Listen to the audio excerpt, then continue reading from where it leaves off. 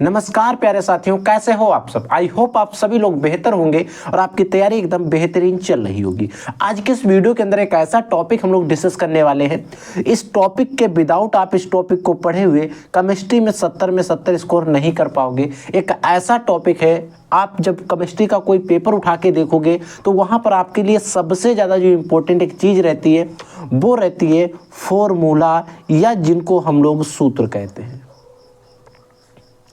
और सर आप कहेंगे सूत्र का प्रयोग हम कहाँ करेंगे, तो बच्चों आपको पता है जो सूत्र का प्रयोग होता है जिस टाइम आप न्यूमेरिकल सॉल्व कर रहे होंगे उस टाइम आप सूत्र का जो है उस फार्मूले का प्रयोग करना पड़ता है। अगर आप केमिस्ट्री में अच्छा स्कोर चाहते हैं तो आपको केमिस्ट्री के जो भी इंपॉर्टेंट न्यूमेरिकल रहते हैं वो आपको सॉल्व करना पड़ेगा।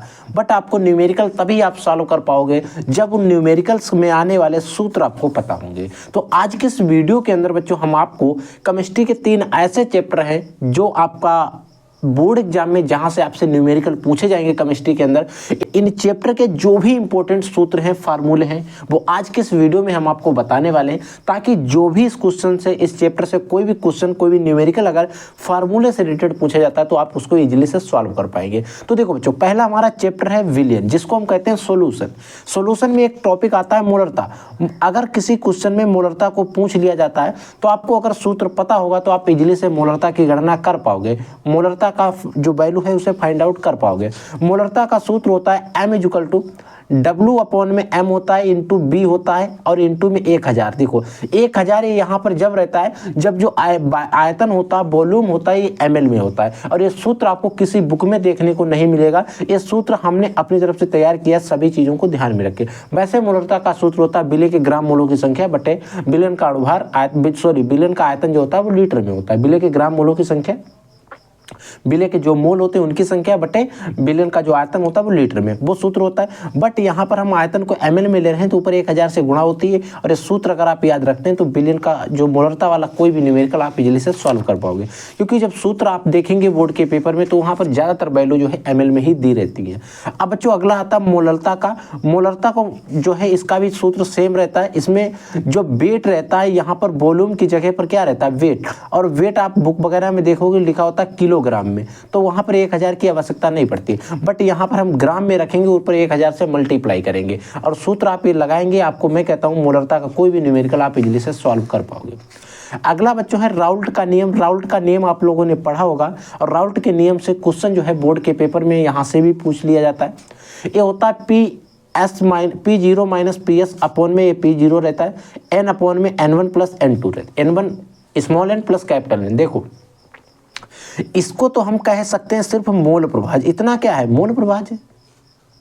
ये क्या है, n अपॉन में n+1, यानी कि बिले के मोल अपॉन बिलियन के कुल मोल। ये क्या है, मोल प्रभाज एक तरीके से, मोलन से मोल फ्रैक्शन है। और P0 आप कह सकते हैं P0 माइनस PS अपॉन में P, और कभी कभी ये जीरो नहीं लगा होता है तो P माइनस PS अपॉन में P होता है। ये सूत्र जो है आपको याद रख लेना है अगर राउल्ट के नियम का कोई भी न्यूमेरिकल आपसे बोर्ड के पेपर में पूछा जाता है। ठीक है, अगला देखो मोल अंश या फिर मोल प्रभाज, जो कि अभी हमने आपको बताया। अगर बिले के मोल प्रभाज पूछ रहा है या फिर विलायक के मोल प्रभाज पूछ रहा है तो जिसके पूछ रहा है उसके हम ऊपर लिखेंगे बटे कुल मोल, जिसके भी पूछ रहा है उसके ऊपर लिखेंगे बटे में हम कुल मोल लिख देते हैं। कुल मोल मतलब बिलियन का मोल। अब बच्चों अगर आपसे बोर्ड के पेपर में क्वथनांक में उन्नयन यानी कि डेल्टा टीवी का मान पूछ लिया जाता है, क्वथनांक में उन्नयन पूछ लिया जाता है, और ये मैं कहता हूँ आप बोर्ड का पेपर उठा के देख लेना, ऐसा कोई पेपर नहीं होगा जिसमें यहाँ से टॉपिक से क्वेश्चन आपके बोर्ड के पेपर में ना मिले। ये होता है 1000 इंटू में केवी होता है, W स्मॉल W रहता है। ये देखो ये छोटा वाला W है और यहाँ पर कैपिटल W रहता है। कैपिटल W वो भार होता है जो भार ज़्यादा होता है, जैसे विलायक होता है।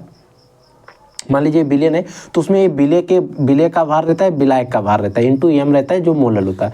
केवी जो होता है मोलल उन्नयन स्थिरांक, जो डेल्टा टीवी क्वथनांक में उन्नयन होता है। ठीक है, अब बच्चों वहीं पर एक आता है हिमांक में, अब डेल्टा TF होता है, और एक इस पर भी न्यूमेरिकल आपके बोर्ड के पेपर में आपको पता है देखने को मिलते हैं, तो ये भी आप अच्छे से तैयार करेंगे। कुछ भी इसमें डिफरेंट नहीं है, इसमें TF टीवी की जगह पर TF होता है, KV की जगह KF होता है बस, और सेम उसी तरीके से सॉल्व करते हैं, सेम सॉल्व करने का तरीका भी रहता है। ठीक है, अगला देखो बच्चों, अगला है हेनरी का नियम आता है। आपको पता है हेनरी का नियम बोर्ड एग्जाम की दृष्टि से काफ़ी ज़्यादा इंपॉर्टेंट है।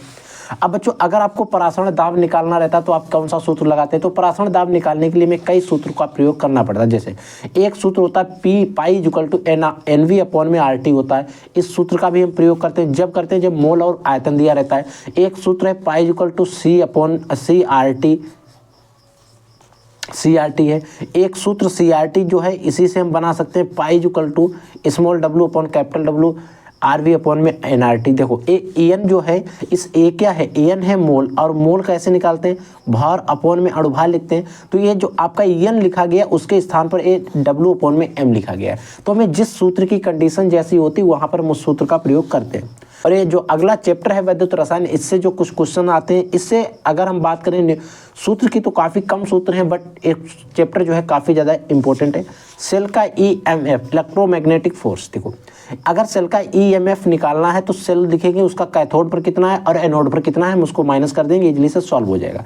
एक नष्ट समीकरण होता है, वेरी मोस्ट इंपॉर्टेंट होता है, E equal to E0 minus NRT RT upon में NF होता है log C M1 अपॉन में Mn पॉजिटिव, जो भी इसका सांद्रता रहेगी, धनात्मक आयनों की संख्या रहेगी वो होता है। ठीक है, वहीं पर बच्चों हम चालकत्व की बात करें तो C इक्वल टू होता है 1 अपॉन में R।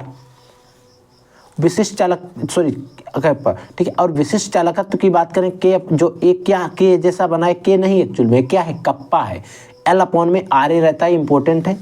कोलराउस का नियम, अनंत तरुणता पर किसी भी विलयन की मोलर चालकता को ज्ञात करने के लिए हम कोलराउस के नियम का प्रयोग करते हैं। आप देख सकते हैं कोलराउस के नियम से ये सारे सूत्र जो हैं काफ़ी ज़्यादा इंपॉर्टेंट है। अब बच्चों एक आपका नेक्स्ट जो चैप्टर आता है वो आता है रासायनिक बलगतिकी, और इस चैप्टर से 100% चांस रहते हैं कि एक न्यूमेरिकल बोर्ड के पेपर में जरूर पूछा जाएगा। और दो ही सूत्र हैं, एक अर्धायुकाल का है और एक प्रथम कोटि विक्रिया का है। दो सूत्र हैं। अर्धायुकाल निकालते हैं K इक्वल टू 0.693 अपॉन में TF होता है, और प्रथम कोटि की विक्रिया के लिए हम सूत्र लगाते हैं K इक्वल टू 2.303 10 अपॉन में T log 10 A बटे A माइनस एक्स। और ये जो दो सूत्र हैं इस रासायनिक बलगतिकी के, मैं कहता हूँ वेरी मोस्ट इंपॉर्टेंट है, और यहाँ से क्वेश्चन आने के चांसेस जो हैं वो सबसे ज़्यादा रहते हैं। तो इसीलिए बच्चों इन तीन चैप्टर के जो भी इंपॉर्टेंट जो फार्मूलेस थे जिनसे आपसे न्यूमेरिकल बन सकते हैं, न्यूमेरिकल पूछे जा सकते हैं, उनको मैंने आपको बता दिया। आई होप आपको इस वीडियो में जो कुछ भी बताएगा अच्छे से समझ में आ गया होगा। अगर बच्चों इन सभी क्वेश्चंस का आपको पीडीएफ चाहिए तो आप वीडियो के कमेंट सेक्शन में कमेंट कर देना और आपको वहाँ पर पीडीएफ मिल जाएगा। ठीक है बच्चों, आप लोग पढ़ते रहिए, आगे बढ़ते रहिए। अगर आपके मन में कोई डाउट, कोई भी क्वेश्चन होता है तो आप डेफिनेटली हमसे पूछ सकते हैं।